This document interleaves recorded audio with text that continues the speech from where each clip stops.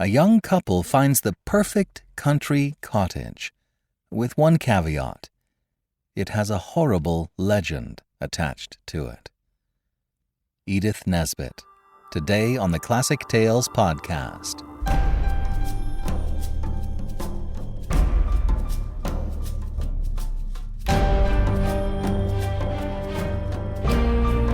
Welcome to the Classic Tales podcast. Thank you for listening. We are proudly supported by our listeners. Many, many thanks to our financial supporters who pitch in every month to help us keep the lights on. If you enjoy the show, please sign up to be a supporter for as little as $5 a month. We'll give you a monthly coupon code for $8 off any audiobook order. Go to classictalesaudiobooks.com and become a financial supporter today.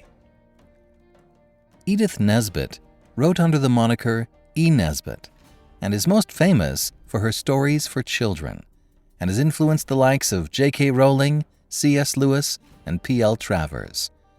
She wrote over 60 books, including The Railway Children, 5 Children and It, and The Story of the Treasure Seekers. Her second, darker reputation is as a purveyor of horror stories, which are sublime in their elegance and simplicity. Today's story is quite simple, but when you take into account the beauty of the language, the skill of the plot development, and the intriguing supporting characters, it really ranks high when it comes to classic ghost stories. I hope you like it. And now, Man Sighs in Marble by Edith Nesbit.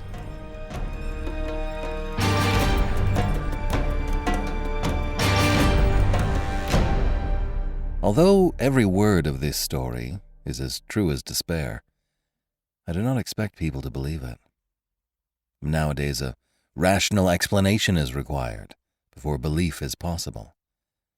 Let me then at once offer the rational explanation, which finds most favor among those who have heard the tale of my life's tragedy. It is held that we were under a delusion, Laura and I, on that 31st of October, and that this supposition places the whole matter on a satisfactory and believable basis. The reader can judge, when he too has heard my story, how far this is an explanation and in what sense it is rational. There were 3 who took part in this, Laura and I, and another man. The other man still lives and can speak to the truth of the least credible part of my story. I never in my life knew what it was to have as much money as I required to supply the most ordinary needs, good colors, books, and cab fares. And when we were married, we knew quite well that we should only be able to live at all by strict punctuality and attention to business. I used to paint in those days, and Laura used to write. And we felt sure we could keep the pot at least simmering. Living in town was out of the question, so we went to look for a cottage in the country, which should be at once sanitary and picturesque. So rarely do these 2 qualities meet in one cottage that our search was for some time quite fruitless. We tried advertisements, but most of the desirable rural residencies which we did look at proved to be lacking in both essentials. And when a cottage chanced to have drains, it always had stucco as well, and was shaped like a tea caddy. And if we found a vine or rose-covered porch, corruption invariably lurked within. Our minds got so befogged by the eloquence of house agents and the rival disadvantages of the fever traps and outrages to beauty which we had seen and scorned, that I very much doubt whether either of us, on our wedding morning, knew the difference between a house and a haystack. But when we got away from friends and house agents on our honeymoon, our wits grew clear again, and we knew a pretty cottage when at last we saw one. It was at Brenzett, a little village set on a hill over against the southern marshes. We had gone there, from the seaside villages where we were staying, to see the church, and 2 fields from the church we found this cottage. It stood quite by itself, about 2 miles from the village. It was a long, low building, with rooms sticking out in unexpected places. There was a bit of stonework, ivy-covered and moss-grown, just 2 old rooms, all that was left of a big house that had once stood there, and round this stonework the house had grown up. Stripped of its roses and jasmine, it would have been hideous.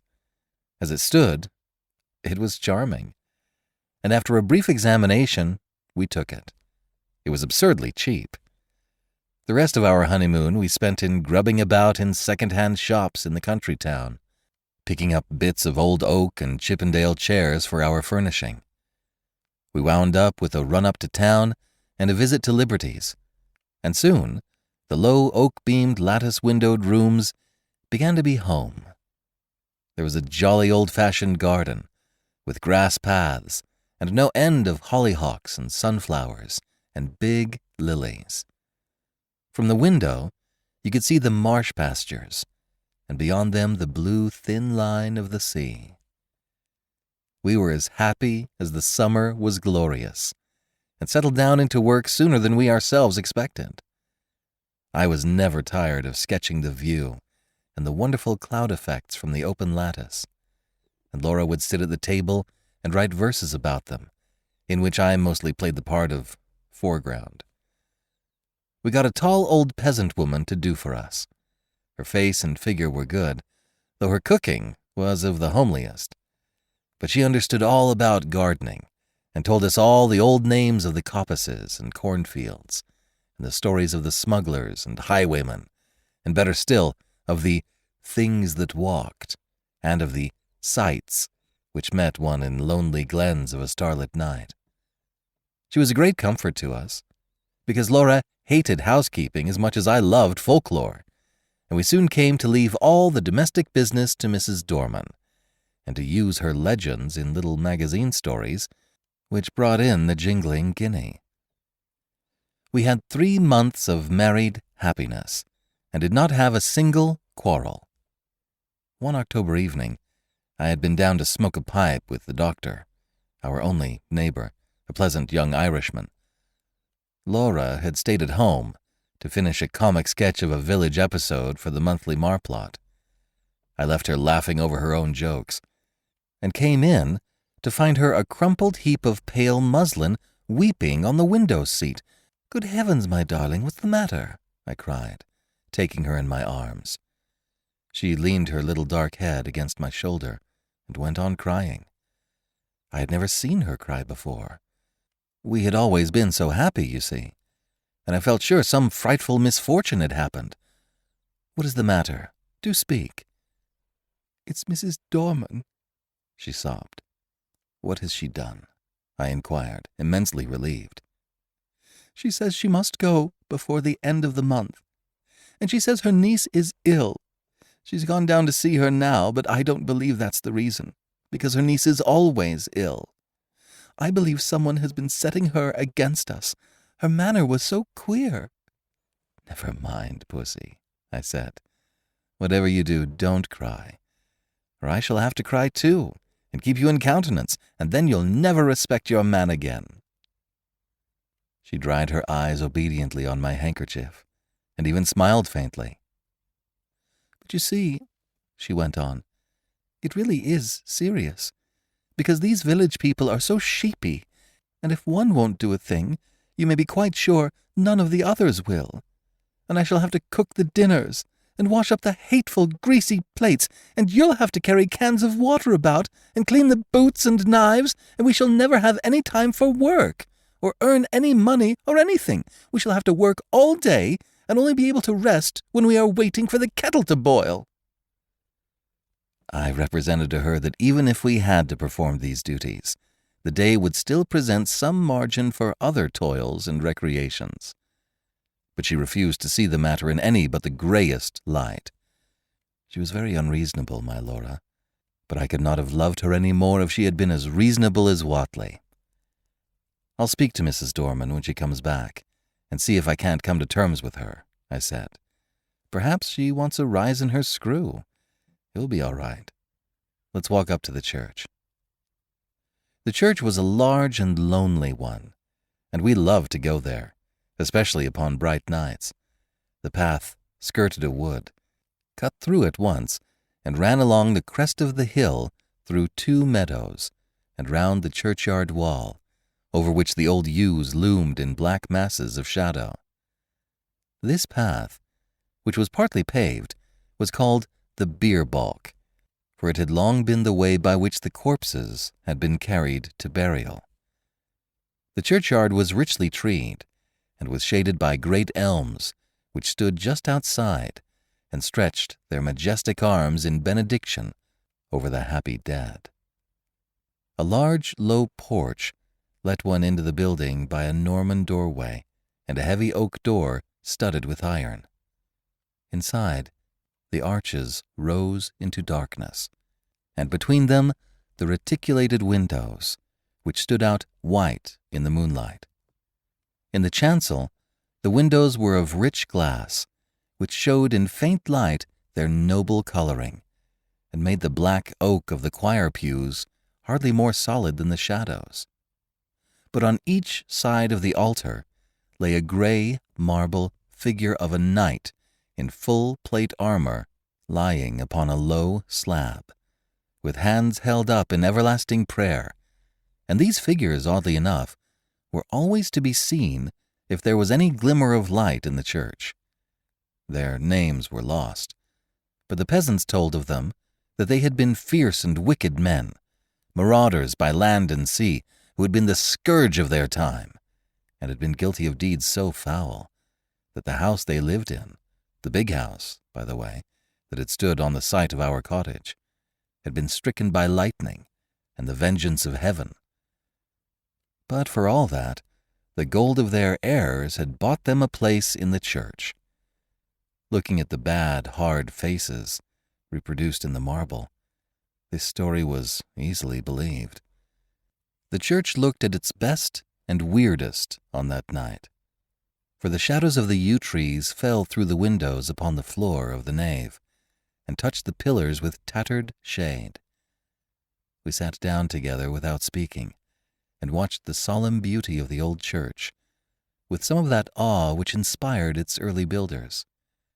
We walked to the chancel, and looked at the sleeping warriors. Then we rested some time on the stone seat in the porch, looking out over the stretch of quiet, moonlit meadows, feeling in every fiber of our being the peace of the night and of our happy love, and came away at last with a sense that even scrubbing and blackleading were but small troubles at their worst. Mrs. Dorman had come back from the village, and I at once invited her to a tete-a-tete.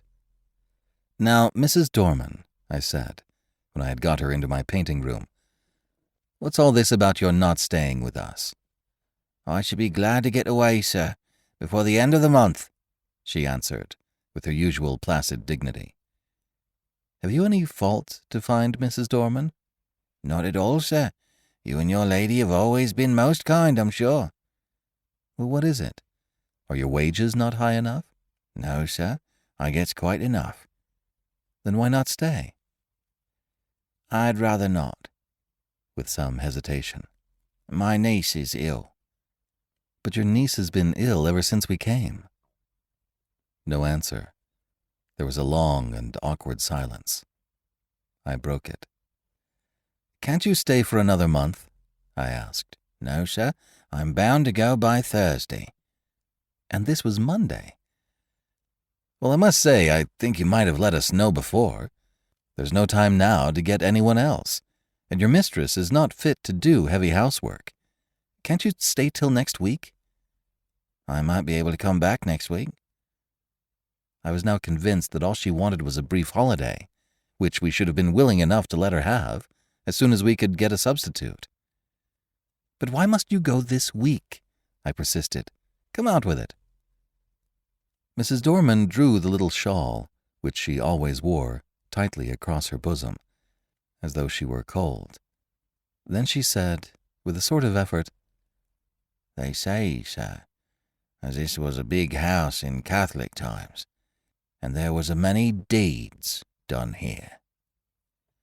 The nature of the deeds might be vaguely inferred from the inflection of Mrs. Dorman's voice, which was enough to make one's blood run cold. I was glad that Laura was not in the room. She was always nervous, as highly strung natures are, and I felt that these tales about our house, told by this old peasant woman, with her impressive manner and contagious credulity, might have made our home less dear to my wife. "Tell me all about it, Mrs. Dorman," I said. "You needn't mind about telling me. I'm not like the young people who make fun of such things." Which was partly true. "Well, sir," she sank her voice, "you may have seen in the church, beside the altar, 2 shapes." "You mean the effigies of the knights in armor?" I said cheerfully.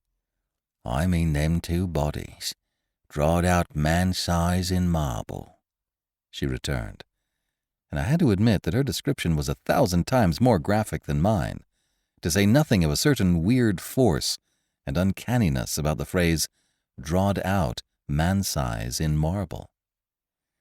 "They do say, as on All Saints' Eve, them 2 bodies sits up on their slabs and gets off of them, and then walks down the aisle in their marble." Another good phrase, Mrs. Dorman. "And as the church clock strikes 11, they walks out of the church door and over the graves and along the bier balk, and if it's a wet night, there's the marks of their feet in the morning." "And where do they go?" I asked, rather fascinated. "They comes back here to their homes, sir, and if anyone meets them—" "Well, what then?" I asked. But no, not another word could I get from her, save that her niece was ill and she must go. After what I had heard, I scorned to discuss the niece, and tried to get from Mrs. Dorman more details of the legend. I could get nothing but warnings. "Whatever you do, sir, lock the door early on All Saints' Eve, and make the cross sign over the doorstep and on the windows." "But has anyone ever seen these things?" I persisted. "That's not for me to say. I know what I know, sir." "Well, who was here last year?" "No one, sir. The lady who's owned the house only stayed here in summer, and she always went to London a full month afore the night. And I'm sorry to inconvenience you and your lady, but my niece is ill, and I must go on Thursday."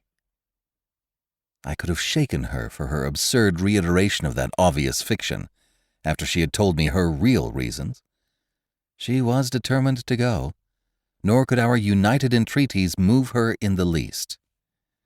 I did not tell Laura the legend of the shapes that walked in their marble, partly because a legend concerning our house might perhaps trouble my wife, and partly, I think, from some more occult reason. This was not quite the same to me as any other story, and I did not want to talk about it till the day was over. I had very soon ceased to think of the legend, however. I was painting a portrait of Laura against the lattice window, and I could not think of much else. I had got a splendid background of yellow and gray sunset, and was working away with enthusiasm at her face. On Thursday, Mrs. Dorman went. She relented at parting, so far as to say, "Don't put yourself about too much, Mum, and if there's any little thing I can do next week, I'm sure I shan't mind." From which I inferred that she wished to come back to us after Halloween. Up to the last, she adhered to the fiction of the niece with touching fidelity. Thursday passed off pretty well. Laura showed marked ability in the matter of steak and potatoes, and I confess that my knives and the plates, which I insisted upon washing, were better done than I had dared to expect. Friday came. It is about what happened on Friday that this is written. I wonder if I should have believed it, if anyone had told it to me. I will write the story of it as quickly and plainly as I can. Everything that happened on that day is burnt into my brain. I shall not forget anything, nor leave anything out. I got up early, I remember, and lighted the kitchen fire, and had just achieved a smoky success when my little wife came running down, as sunny and sweet as the clear October morning itself. We prepared breakfast together, and found it very good fun. The housework was soon done, and when brushes and brooms and pails were quiet again, the house was still indeed. It is wonderful what a difference one makes in a house. We really missed Mrs. Dorman, quite apart from the considerations concerning pots and pans. We spent the day in dusting our books and putting them straight, and dined gaily on cold steak and coffee. Laura was, if possible, brighter and gayer and sweeter than usual, and I began to think that a little domestic toil was really good for her. We had never been so merry since we were married, and the walk we had that afternoon was, I think, the happiest time of all my life. When we had watched the deep scarlet clouds slowly pale into leaden gray against a pale green sky, and saw the white mists curl up along the hedgerows in the distant marsh, we came back to the house, silently, hand in hand. "You are sad, my darling," I said, half-jestingly, as we sat down together in our little parlor. I expected a disclaimer, for my own silence had been the silence of complete happiness. To my surprise, she said, "Yes, I think I am sad. Or rather, I am uneasy. I don't think I'm very well. I have shivered 3 or 4 times since we came in, and it is not cold, is it?" "No," I said, and hoped it was not a chill, caught from the treacherous mists that roll up from the marshes in the dying light. "No," she said. She did not think so. Then, after a silence, she spoke suddenly. "Do you ever have presentiments of evil?" "No," I said, smiling, "and I shouldn't believe in them if I had." "I do," she went on. "The night my father died, I knew it, though he was right away in the north of Scotland." I did not answer in words. She sat looking at the fire for some time in silence, gently stroking my hand. At last, she sprang up, came behind me, and drawing my head back, kissed me. "There, it's over now," she said. "What a baby I am. Come, light the candles, and we'll have some of these new Rubinstein duets." And we spent a happy hour or 2 at the piano. At about 10:30, I began to long for the good-night pipe, but Laura looked so white that I felt it would be brutal of me to fill our sitting room with the fumes of strong Cavendish. "I'll take my pipe outside," I said. "Let me come too." "No, sweetheart, not tonight. You're much too tired. I shan't be long. Get to bed, or I shall have an invalid to nurse tomorrow, as well as the boots to clean." I kissed her, and was turning to go, when she flung her arms round my neck and held me, as if she would never let me go again. I stroked her hair. "Come, pussy, you're overtired. The housework has been too much for you." She loosened her clasp a little and drew a deep breath. "No. We've been very happy today, Jack, haven't we? Don't stay out too long." "I won't, my dearie." I strode out of the front door, leaving it unlatched. What a night it was! The jagged masses of heavy dark cloud were rolling at intervals from horizon to horizon, and thin white wreaths covered the stars. Through all the rush of the cloud river, the moon swam, breasting the waves and disappearing again in the darkness. When now and again her light reached the woodlands, they seemed to be slowly and noiselessly waving in time to the swing of the clouds above them. There was a strange gray light over all the earth. The fields had that shadowy bloom over them, which only comes from the marriage of dew and moonshine, or frost and starlight. I walked up and down, drinking in the beauty of the quiet earth and the changing sky. The night was absolutely silent. Nothing seemed to be abroad. There was no scurrying of rabbits or twitter of the half-asleep birds. And though the clouds went sailing across the sky, the wind that drove them never came low enough to rustle the dead leaves in the woodland paths. Across the meadows, I could see the church tower standing out black and gray against the sky. I walked there, thinking over our 3 months of happiness, and of my wife, her dear eyes, her loving ways. Oh, my little girl, my own little girl. What a vision came then of a long, glad life for you and me together. I heard a bell beat from the church. 11 already. I turned to go in, but the night held me. I could not go back into our little warm rooms yet. I would go up to the church.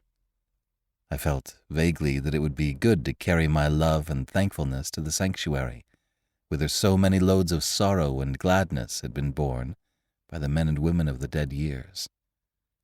I looked in at the low window as I went by. Laura was half lying on her chair in front of the fire.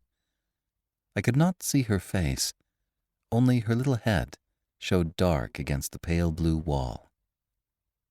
She was quite still, asleep no doubt. My heart reached out to her as I went on. There must be a God, I thought, and a God who was good. How otherwise could anything so sweet and dear as she have ever been imagined? I walked slowly along the edge of the wood. A sound broke the stillness of the night. It was a rustling in the wood. I stopped and listened. The sound stopped too. I went on, and now distinctly heard another step than mine answer mine like an echo. It was a poacher or a wood-stealer, most likely, for these were not unknown in our Arcadian neighborhood. But whoever it was, he was a fool not to step more lightly. I turned into the wood, and now the footstep seemed to come from the path I had just left. It must be an echo, I thought. The wood looked perfect in the moonlight. The large dying ferns and the brushwood showed, where through thinning foliage the pale light came down. The tree trunks stood up like Gothic columns all around me. They reminded me of the church, and I turned into the beer balk and passed through the corpse gate between the graves to the low porch. I paused for a moment on the stone seat where Laura and I had watched the fading landscape. Then I noticed that the door of the church was open, and I blamed myself for having left it unlatched the other night. We were the only people who ever cared to come to the church, except on Sundays, and I was vexed to think that through our carelessness the damp autumn airs had had a chance of getting in and injuring the old fabric. I went in. It will seem strange, perhaps, that I should have gone halfway up the aisle before I remembered, with a sudden chill, followed by as sudden a rush of self-contempt, that this was the very day and hour when, according to tradition, the shapes drawed out man-size in marble began to walk. Having thus remembered the legend, and remembered it with a shiver, of which I was ashamed, I could do no otherwise than walk up towards the altar, just to look at the figures, as I said to myself. Really what I wanted was to assure myself, first, that I did not believe the legend, and secondly, that it was not true. I was rather glad that I had come. I thought now I could tell Mrs. Dorman how vain her fancies were, and how peacefully the marble figures slept on through the ghastly hour. With my hands in my pockets, I passed up the aisle. In the grey dim light, the eastern end of the church looked larger than usual, and the arches above the two tombs looked larger too. The moon came out and showed me the reason. I stopped short. My heart gave a leap that nearly choked me, and then sank sickeningly. The bodies drawed out man-size were gone, and their marble slabs lay wide and bare in the vague moonlight that slanted through the east window. Were they really gone? Or was I mad? Clenching my nerves, I stooped and passed my hand over the smooth slabs and felt their flat, unbroken surface. Had someone taken the things away? Was it some vile practical joke? I would make sure anyway. In an instant, I had made a torch of a newspaper, which happened to be in my pocket, and lighting it, held it high above my head. Its yellow glare illumined the dark arches and those slabs. The figures were gone, and I was alone in the church. Or was I alone? And then a horror seized me, a horror indefinable and indescribable, an overwhelming certainty of supreme and accomplished calamity. I flung down the torch and tore along the aisle and out through the porch, biting my lips as I ran to keep myself from shrieking aloud. Oh, was I mad? Or what was this that possessed me? I leaped the churchyard wall and took the straight cut across the fields, led by the light from our windows.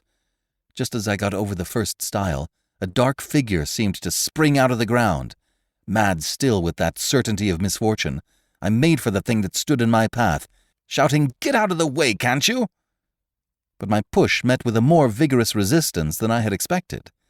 My arms were caught just above the elbow and held as in a vice, and the raw-boned Irish doctor actually shook me. "Would ye?" he cried in his own unmistakable accents. "Would ye, then?" "Let me go, you fool!" I gasped. "The marble figures have gone from the church. I tell you, they're gone!" He broke into a ringing laugh. "I'll have to give you a draught tomorrow, I see. You've been smoking too much and listening to the old wives' tales. I tell you, I've seen the bare slabs." "Well, come back with me. I'm going up to old Palmer's. His daughter's ill. We'll go in at the church and let me see the bare slabs." "You go, if you like," I said, a little less frantic for his laughter. "I'm going home to my wife." "Rubbish, man," said he. "Do you think I'll permit of that? Are you to go saying all your life that you've seen solid marble, endowed with fatality, and me to go all my life saying you were a coward? No, sir. You shan't do it." The night air, a human voice, and I think also the physical contact with this 6 feet of solid common sense, brought me back a little to my ordinary self, and the word coward was a mental shower bath. "Come on, then," I said sullenly. "Perhaps you're right." He still held my arm tightly. We got over the stile and back to the church. All was still as death. The place smelt very damp and earthy. We walked up the aisle. I am not ashamed to confess that I shut my eyes. I knew the figures would not be there. I heard Kelly strike a match. "Here they are, you see. Right enough. You've been dreaming, or drinking. Asking your pardon for the imputation." I opened my eyes. By Kelly's expiring vesta, I saw 2 shapes lying, in their marble, on their slabs. I drew a deep breath and caught his hand. "I'm awfully indebted to you," I said. "It must have been some trick of light, or I've been working rather hard. Perhaps that's it. Do you know, I was quite convinced that they were gone." "I'm aware of that," he answered rather grimly.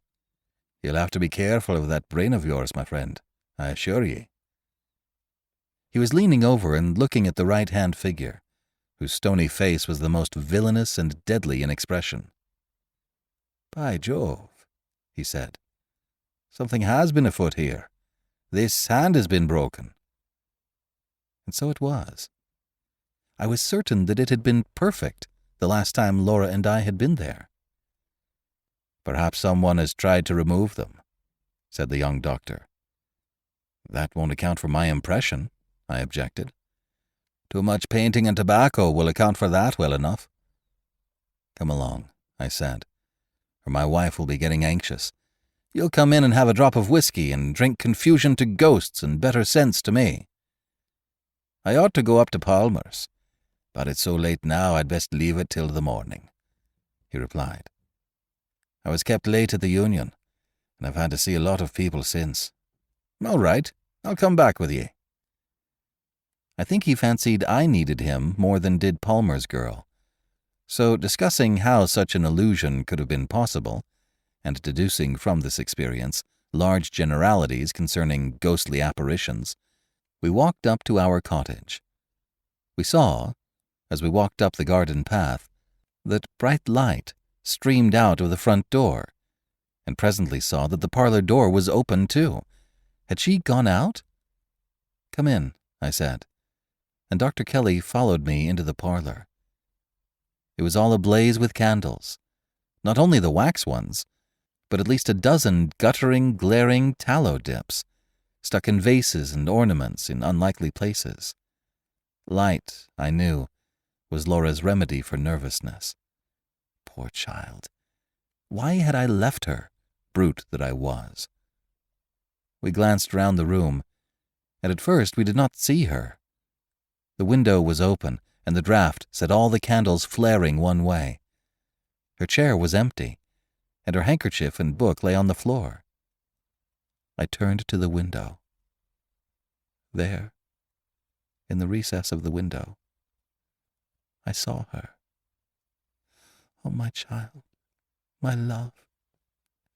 Had she gone to that window to watch for me? And what had come into the room behind her?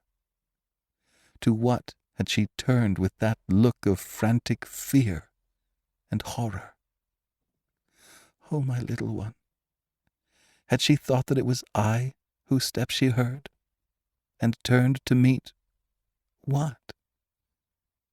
She had fallen back across a table in the window, and her body lay half on it and half on the window seat, and her head hung down over the table, the brown hair loosened and fallen to the carpet. Her lips were drawn back, and her eyes wide, wide open. They saw nothing now. What had they seen last? The doctor moved towards her, but I pushed him aside and sprang to her, caught her in my arms and cried, "It's all right, Laura. I've got you safe, wifey." She fell into my arms in a heap. I clasped her and kissed her and called her by all her pet names. But I think I knew all the time that she was dead. Her hands were tightly clenched. In one of them she held something fast. When I was quite sure that she was dead, and that nothing mattered at all any more, I let him open her hand to see what she held. It was a gray marble finger.